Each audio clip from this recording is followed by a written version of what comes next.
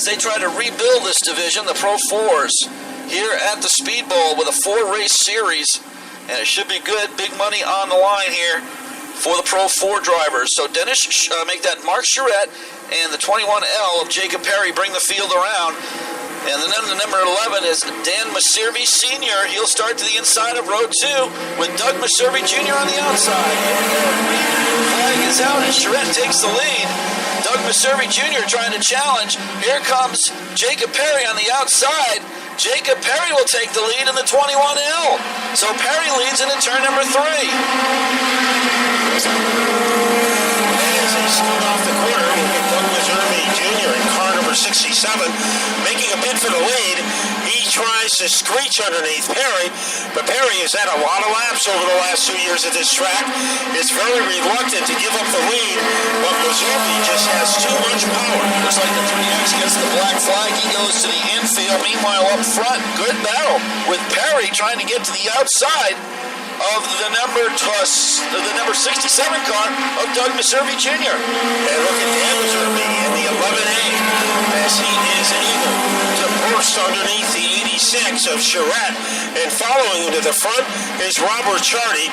Rob has a 2-race winning streak as he won at Lee, he won at Monadnock, and tonight he's trying to add the Waterford Speedbowl to his list. Surprising Mark Charette not up there with the leaders. That 86 car is usually flying, so he's definitely got some mechanical issues with that. But the car on the move looks like to be the Zero machine as that machine goes towards the front, and the driver is Robert Chardy.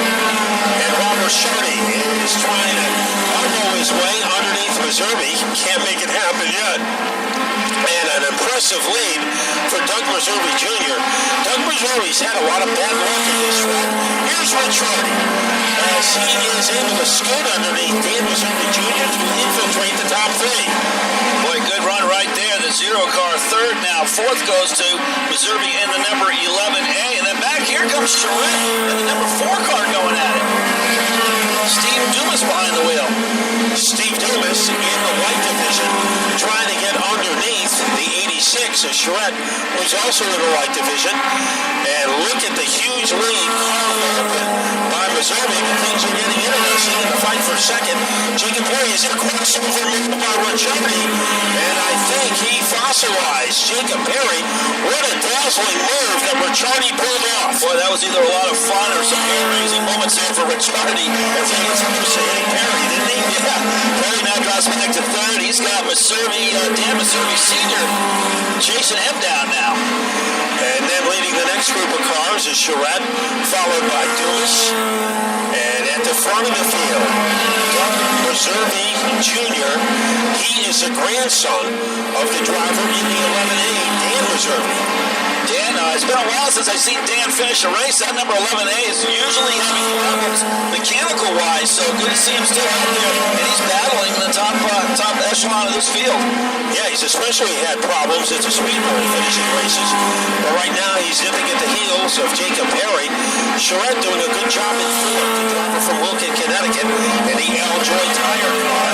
Then we have Dumas, and also moving quickly up is C.J. Peters in the 3 car, and he is in the limited division. And all on his lonesome at the front is Doug Maservi Jr. And the question is, does Robert Chardy have enough time to corral him? Yeah, Chardy coming all the way from the back of the pack, all the way to second now, but he really has to start picking up some speed here because that 67 car is absolutely on rails. Continues to choo-choo train his way into the lead. Ricciardi looks like he is starting to unravel that lead that's been carved open by Doug Maservi Jr. And now Dan Maservi Sr., the grandfather, approaching the back bumper of the Jacob Perry car. That is and the black flag is given to either Perry or Maservi. It looks like Perry, he's got some liquid coming out of the right side of that car, maybe fuel. So the 21L's got some liquid coming out. That is obvious too, John. The liquid coming out for the 21 car. He stays out onto the track, and we hope the track doesn't get treacherous. As here's Doug Maservi Jr., the leader, and he is in front with 8 to go. And right now, the driver in distress is Jacob Perry, and he is going to obey the flag and look at the trail that's coming from the rear of that car. Yeah, that could actually be an overheating situation. That could be where the discharge is for the overheat on those four cylinders, but a tough break for Jacob Perry. As now Dumas is trying to contact between Dumas and Charette, and that enables Peters to pick up 2 positions. Wow, no doubt about it. Also closing the gap for Robert Charity. Here comes this car. Yeah, the lap traffic was almost detrimental to the health of Doug Meserve Jr. Here comes Zero, Ricciardi, and Meserve Jr. ready to battle it out for the final 5 laps. Yeah, great battle here. It's the 67 with the lead, but the Zero's on the hunt. Here we go into turn number 3. Meserve tried to use the lap car of Peters as an ally, but Ricciardi is right there, sticking to the back bumper like a Band-Aid. 4 to go. Ricciardi gives an inch to Ricciardi. Let's see if he can take it to the back. Slips on out of turn number 2. Ricciardi takes the lead.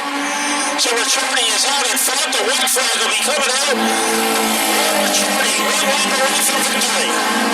Meserve Jr. trying to catch him now, chase him down with the 67 car down the backstretch. Ricciardi picking up his lead, and the 67's got trouble.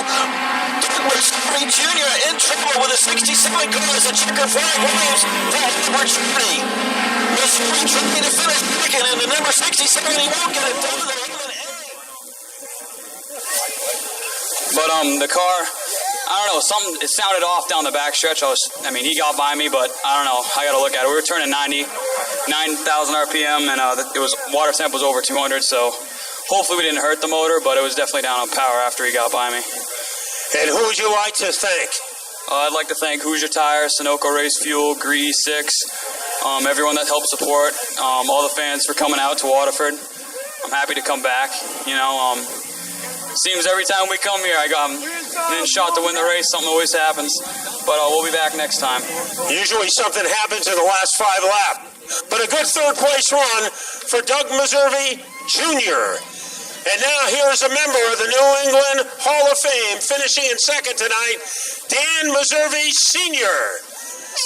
What does it mean to you to beat your grandson tonight? Well, I'd like to beat him on the racetrack and not on the sidelines, but it was a great race. He did a good job, and I'm sorry that Brett couldn't be here tonight, but thank you, Waterford Speedway and George Whitney, for having us here. It's a great track for this division. We love it. We love the fans here. We want to be part of your family, so thank you for being here. Do you have anybody you would like to recognize? Well, I recognize my family, my wife, who's been putting up this for 50 years, all of our friends. It's just great. Thank you. I think she should be in the Hall of Fame along with you. Yeah, right. Yeah. Dan Meserve Sr. finishing in the number 2 position. Now the winner of the limited race in car number 3, PJ Peters. And PJ, you had to make some moves there at the end. Yeah, it was definitely stressful. It was definitely a great race. Having to get around that wreck that happened. It was just a great race altogether, and we prepare for this so much every week. And I can't thank my mom, dad, and P&H Paving for helping us out this year. It really helps out a lot, and Phil's Landscaping. And I'm just glad that Dan Meserve was able to bring this thing back here so we can have a great race. Well, the first time ever in the victory circle here at the Speedbowl, PJ Peters. And it is good to see a new face in victory lane. Now the winner, his 3rd consecutive race in this division for the victory, Rob Ricciardi. It was a tough battle between you and the 67. What gave you the upper hand? This thing had really, really good drive center off, and I think I was gaining the most on him there, and then something happened to his car. He started sputtering a little bit, and we reeled him in, and he was tough to pass, but, I made it cut off at 2, and hopefully he gave me the room, so it's just good racing.